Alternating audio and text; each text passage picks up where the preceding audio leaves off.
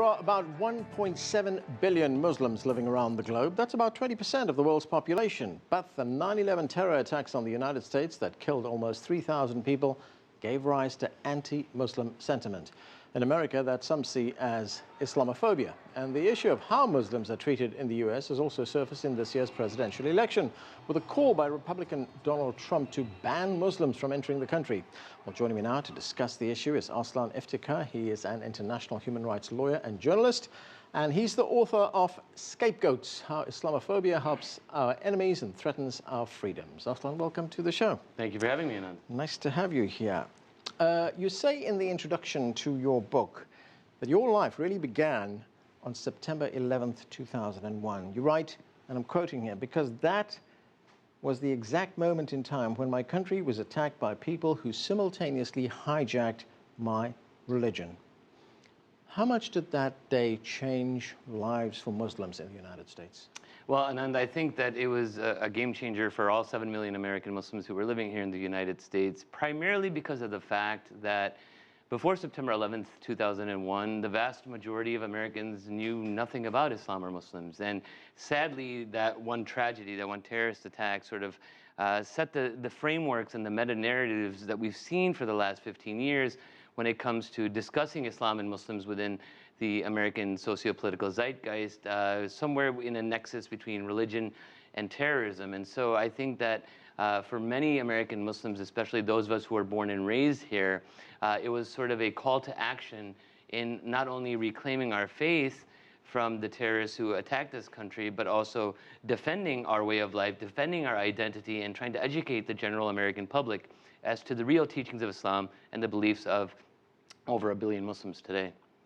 Now, the title of your book is Scapegoats. Why do you believe Muslims in the West are being treated as scapegoats? Well, I think it's first important to point out that the title Scapegoats was chosen because virtually every minority demographic group in the world today, and especially in Western diasporas, has been a scapegoat in their adopted homeland at some point or another. So, for example, if you look at the American civil rights history, even just from the turn of the 20th century, we had Catholic immigrants coming to the shores of New York who were being persecuted by the native Germanic Protestants, which was made famous by the Martin Scorsese film Gangs of New York. We saw over 140,000 Japanese Americans who were interned in internment camps for the duration of World War II.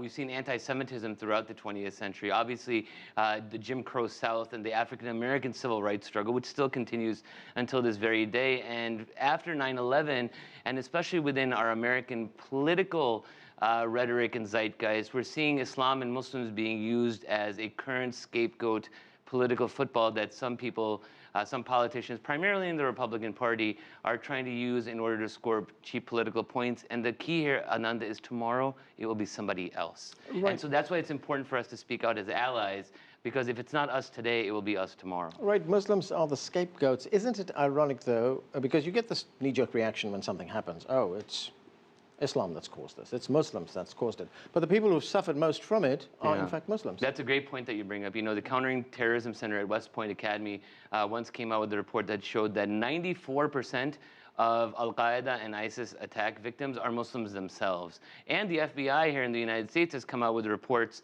saying that the vast majority of terrorist attacks that occur on domestic soil here are not by Muslims, but they're by white right-wing militia extremists.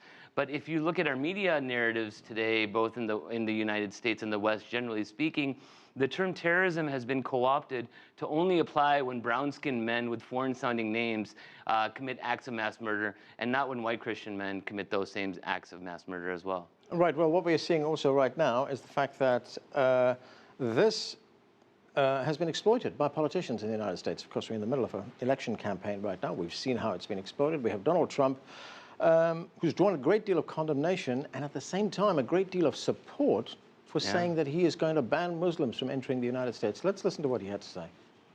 Donald J. Trump is calling for a total and complete shutdown of Muslims entering the United States until our country's representatives can figure out what the hell is going on.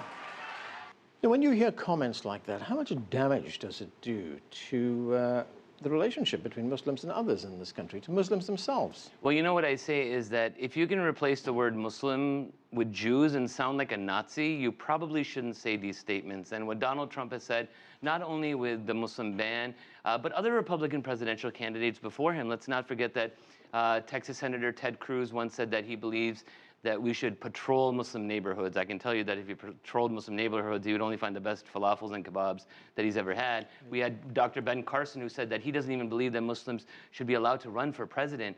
And what's most disconcerting about Donald Trump's call for a ban on Muslims is that recent exit polls in Republican primaries have found that almost 65 to 70% of Republican primary voters in the states of Pennsylvania, New York, and others actually agree with this ban. So in a way, Donald Trump is just voicing something that a relatively large, significant swath of the American public believes today about Islam and Muslims.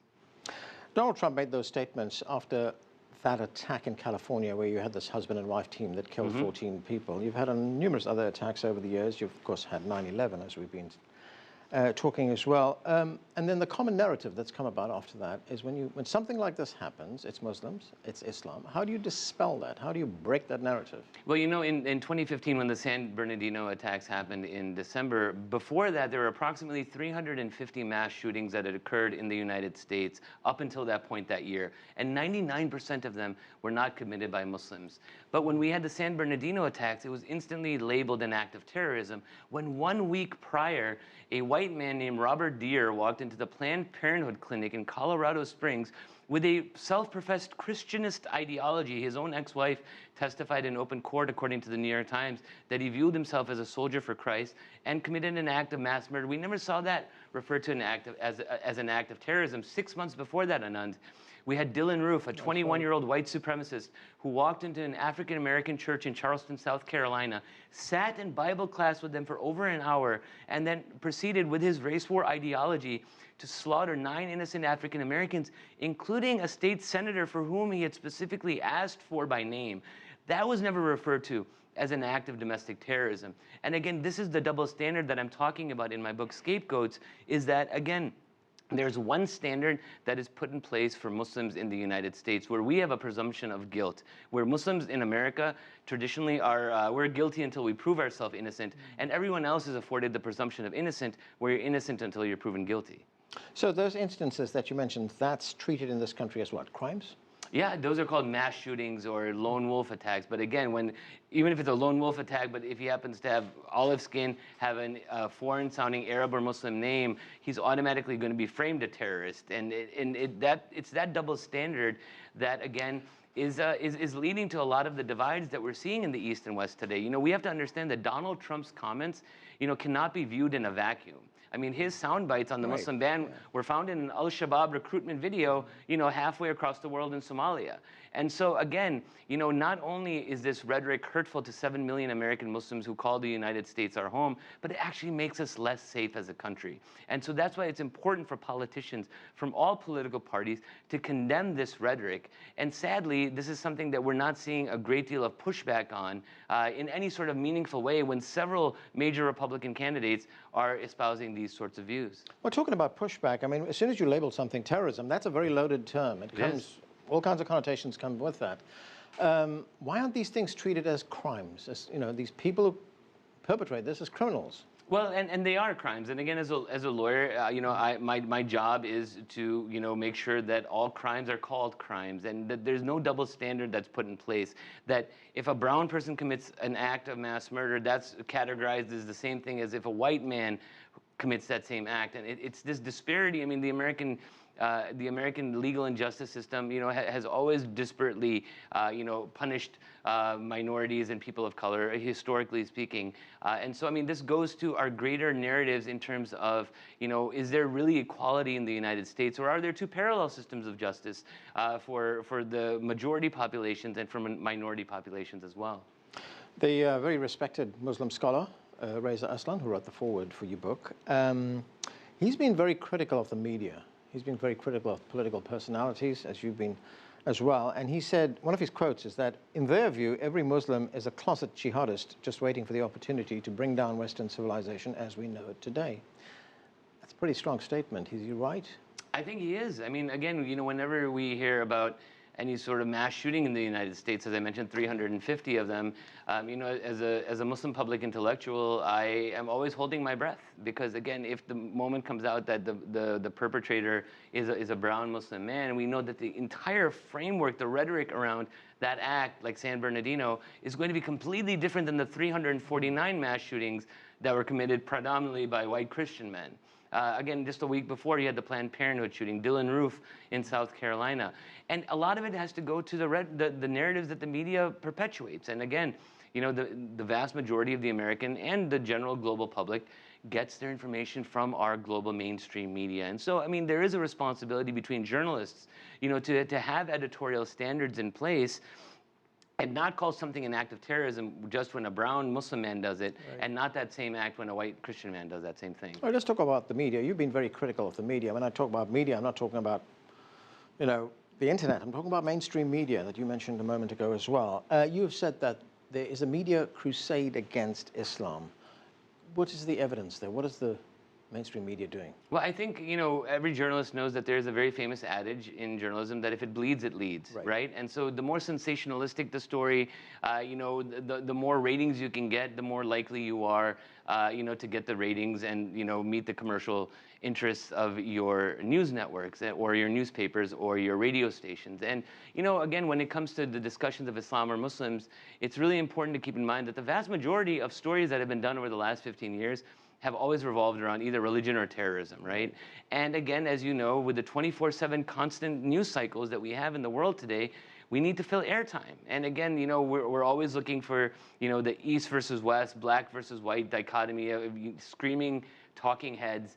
And, a lot of times we see news networks around the world that find, these, crazy Muslims who are not representative of any sort of Muslim community, but are, espousing a view that they feel will help to generate ratings. And again, we have to understand that journalism's primary goal should always be to inform in a dispassionate manner. And I think that is where we're losing a lot of our bearings today when it comes to the media in general. And obviously, we're not talking about any particular news outlet in general, but again, just this whole 24/7 need for if it bleeds, it leads, and trying to get the sound bites that will, make videos go viral.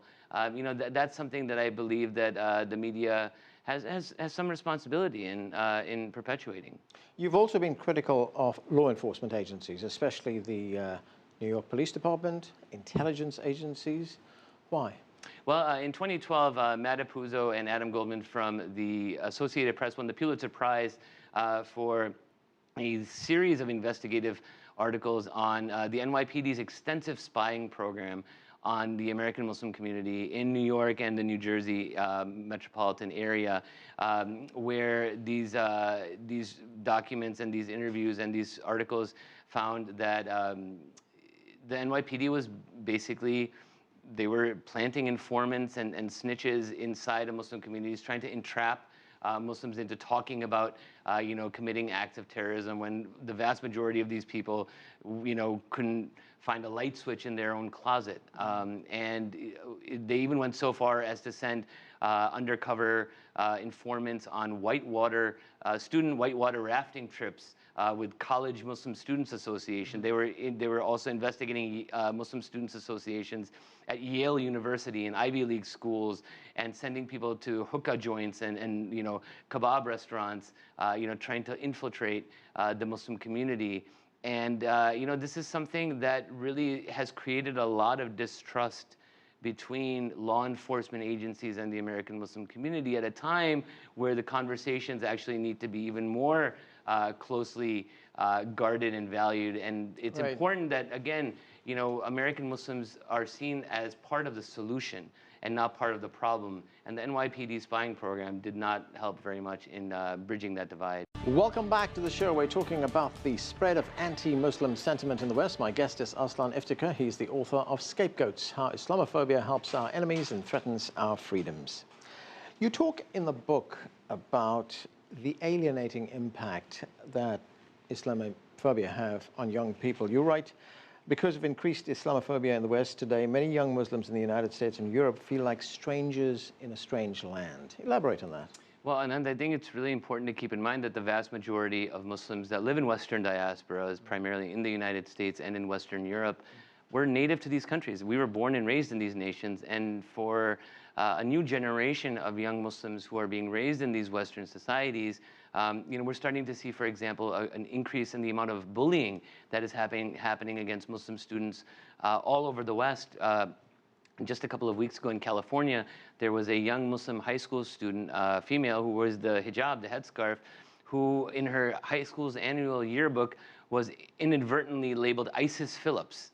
And of course, the school called it a typographical error, but it's sort of hard to believe that sort of thing would happen. We have Muslim girls who are being attacked in playgrounds in schools, having their headscarves pulled off. We have young Muslim boys who are called ISIS on the soccer field. So I mean, there's an entire generation of young Muslim children in the West that are being marginalized at very young ages, and that's what's most disconcerting, is that obviously, we don't want them to feel excluded from their societies, because that's exactly, the type of people that, can be potentially recruited by these extremist groups. And so it's really important to thread the needle and bridge the divide, and it's not just calling out xenophobia as xenophobia being wrong, which it is, but it also is, as Americans and as Westerners who want our societies to be safe for all people, it's important that we try to be as inclusive as possible, because science has found that being excluded from a group triggers activity in the same regions of the brain associated with physical pain.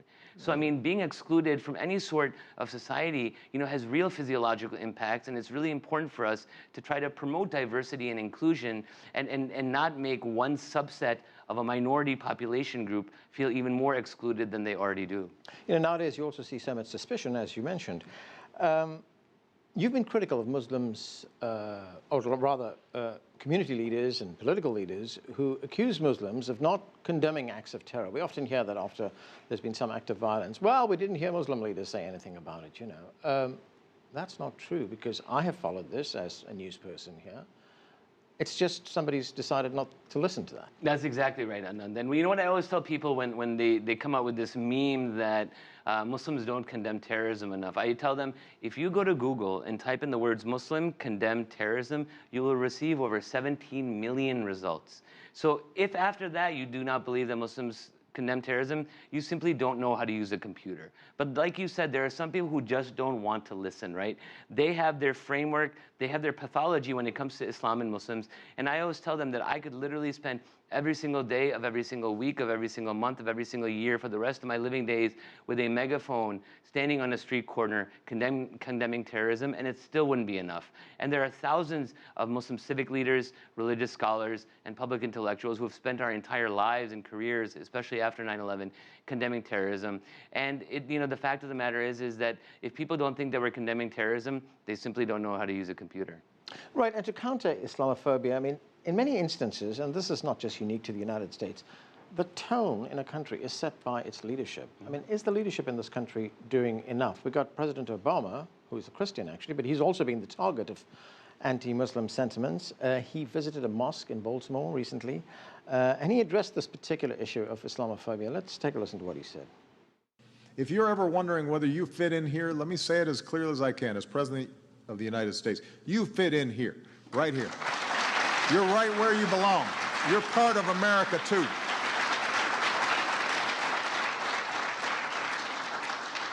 You're not Muslim or American, you're Muslim and American. Are leaders like President Obama doing enough to counter this? No.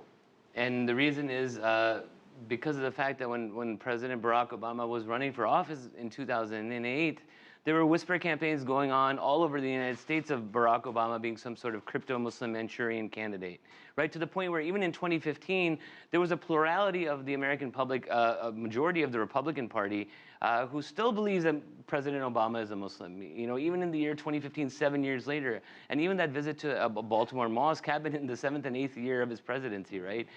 Because of the fact that essentially it had become a slur to even be associated with Islam or Muslims. And for those journalists who remember, in 2008, There was no meaningful pushback from Democratic or Republican leaders until former Secretary of State Colin Powell had to go on Meet the Press on NBC News with Tim Russert 1 month before the election and basically then tell his Republican Party to shut the hell up. And then we finally saw it quell a little bit.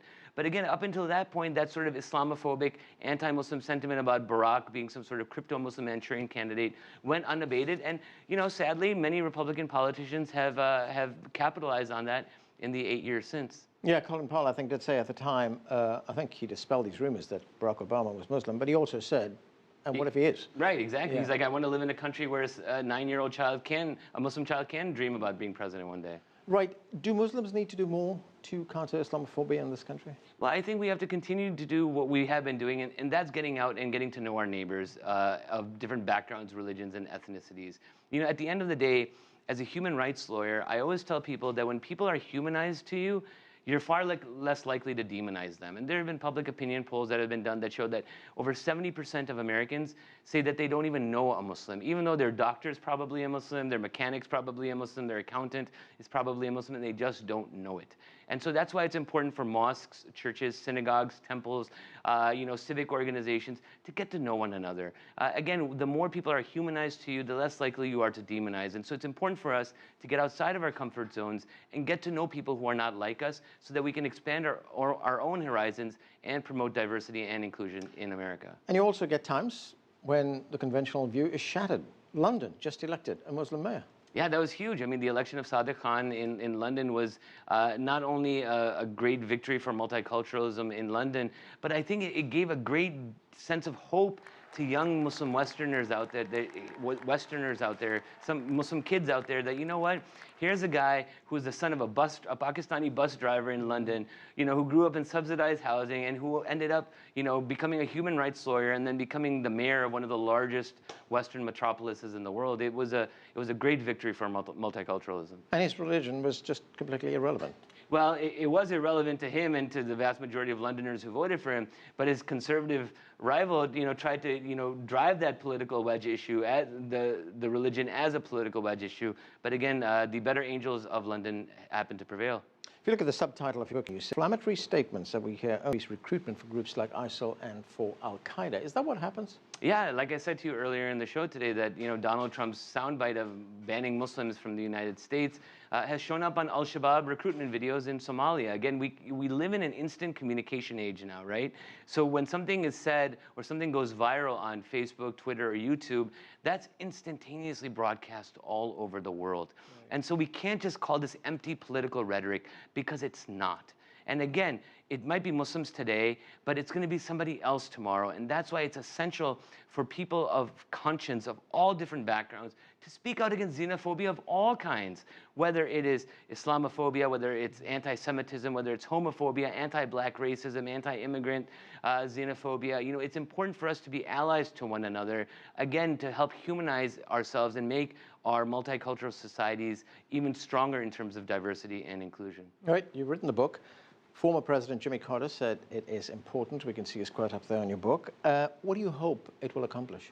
What I hope it will accomplish, Anand, is that we as American Muslims and Western Muslims are trying to, we're trying to help our societies as best as possible. And again, as a human rights lawyer, as somebody who's been a part of this media zeitgeist for the last 15 years, to talk about historical parallels from scapegoats past, so that we don't make the mistakes for future scapegoats, which are going to be out there. And so it's important for us to see where we are today in the year 2016, in this post-9/11 world that we're in, see the role of 1.7 billion Muslims of all different stripes, ranging from progressive all the way to orthodox, from Indonesia all the way to Brazil, and showing people that we are just as diverse as everyone else, that we're not a monolithic entity, that all Arabs are not Muslim, that all Muslims are not Arabs, that we are mayors of London, that we are boxing champions named Muhammad Ali, we are stand-up comedians named Dave Chappelle, and that we're musicians like Ice Cube,